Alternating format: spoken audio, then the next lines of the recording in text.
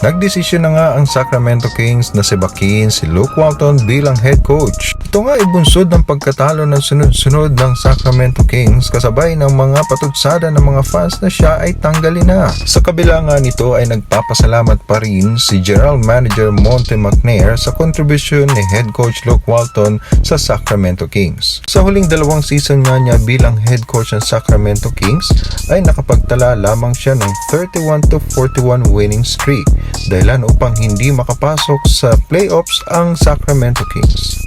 Kaya naman hindi natin masisisi ang management ng Kings kung kanilang toldokan na ang serbisyo ni Walton.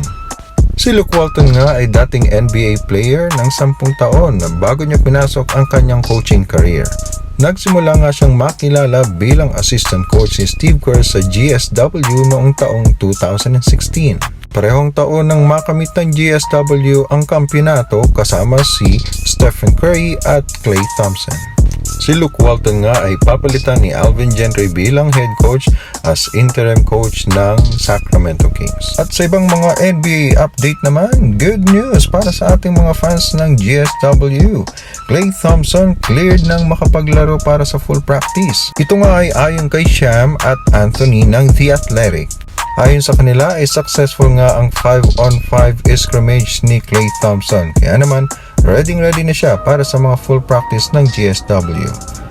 Matatandaan nga na si Klay Thompson ay na-missed out ng 2 season sa NBA. Ito nga ay matapos na magtamo ng 2 injury.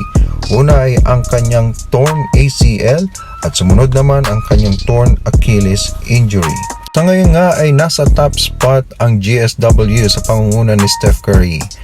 Kaya naman nakaka-excite ang makikita natin kung sakaling makabalik na si Klay Thompson sa rotation ng GSW. Inaasahan nga na siya'y makabalik na sa paglalaro sa regular season 1 linggo bago ang Pasko. At sa huling mga balita, Cade Cunningham nakuha ang kanyang unang triple-double. Ang first overall pick nga na si Cade Cunningham ay nakapagtala ng kanyang unang triple-double kontra Lakers. Sa kabila ng malamyang scoring kontra Lakers ay nagpamalas naman siya ng ibang combined skill. At patunayan na rin niya kung bakit siya ang number 1 overall pick. Siya nga ay nakagawa ng 13 points, 6 out of 21 field goals at 1 out of 9 sa 3-point area. Kasama nito ay ang 12 rebounds at 10 assists sa kanilang laban. Sa mga unang laro nga ni Cade Cunningham ay nag-struggle pa nga siya, pero paunti-unti niya na nga nai-improve ang kanyang scoring skills. Sa ngayon ay nag-a-average si Cade Cunningham ng 14.1 points, 6.4 rebounds at 4.6 assists per game. Tahan natin na tataas pa ang mga numerong iyan sa mga susunod pang mga pagkakataon. At hanggang dito na muna po ang ating mga quick NBA update. Maraming salamat po.